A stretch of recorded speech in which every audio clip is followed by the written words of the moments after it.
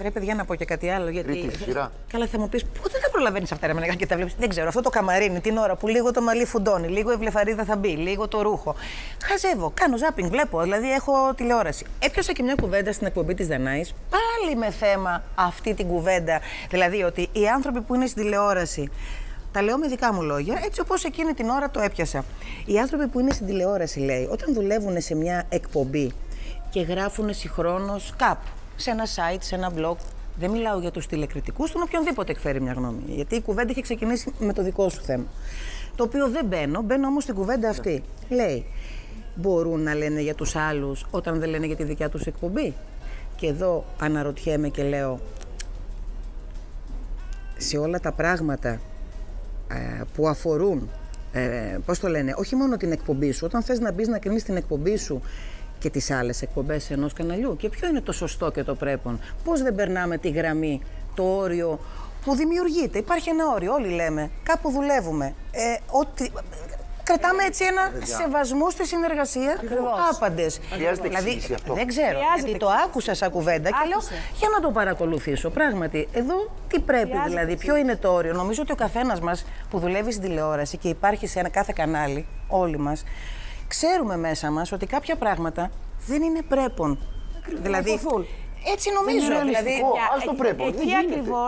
Εκεί ακριβώς λοιπόν έρχεται και το θέμα, επειδή είπες για τους τηλεκριτικούς, που είναι πολύ μεγάλη αλήθεια. Όχι, για όποιον φέρει γνώμη.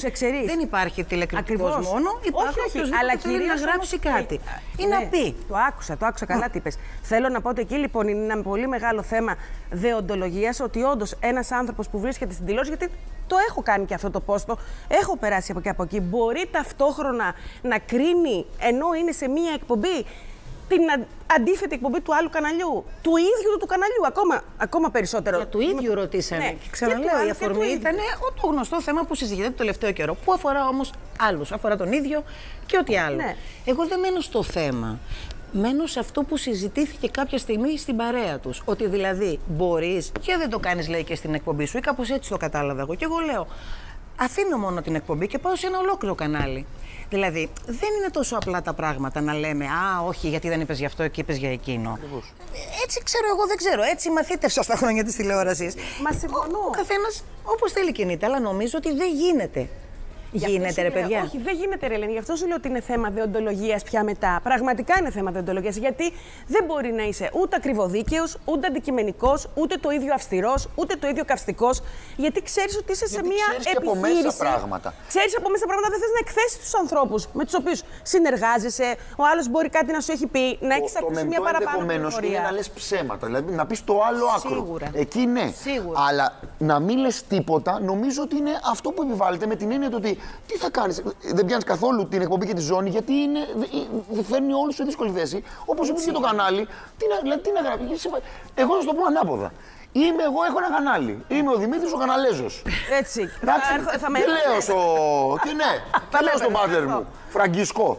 Άναψε λίγο, αγόρι μου, να δούμε εκεί πέρα τι έχουμε αγοράσει. Και βγαίνει ένας τύπος και με βρίζει. Βρίζει τις εκπομπές του καναλιού που τον πληρώνω. Και του δίνω λεφτά να πληρώνει τους λογαριασμούς του. Ή γράφει κάπου και γράφει εναντίον του καναλιού. Δεν είναι ότι εγώ είμαι πουλημένος που δεν γράφω. Τι να πω, σκέφτομαι ότι δεν είναι σωστό ένας άνθρωπος να ανοίγει και να ακούει να τον βρει. Και παλιά οι άνθρωποι που έγραφαν στα έντυπα ήταν απαγορευτικό να είναι στις τηλεοράσεις, αν το γυρίσω και πριν 30 χρόνια. Γιατί επειδή κάνουμε τη δουλειά αυτή 30 χρόνια.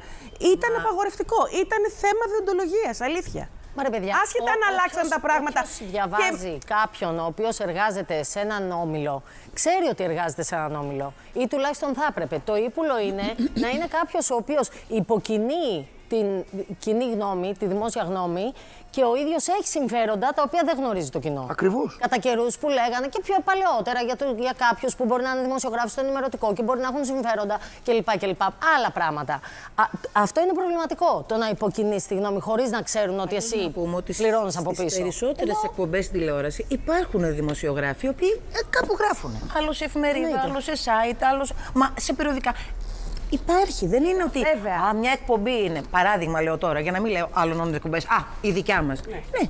Σε όλες τις εκπομπές υπάρχουν άνθρωποι που άλλο κάπου το ή ρεπορτάζ. θα γράψουν ή θα πούνε. Και άλλο η άποψη. Αυτό που σου λέω έχει μεγάλη σημασία. Ναι, Άλλο συμφωνώ, κάνω συμφωνώ.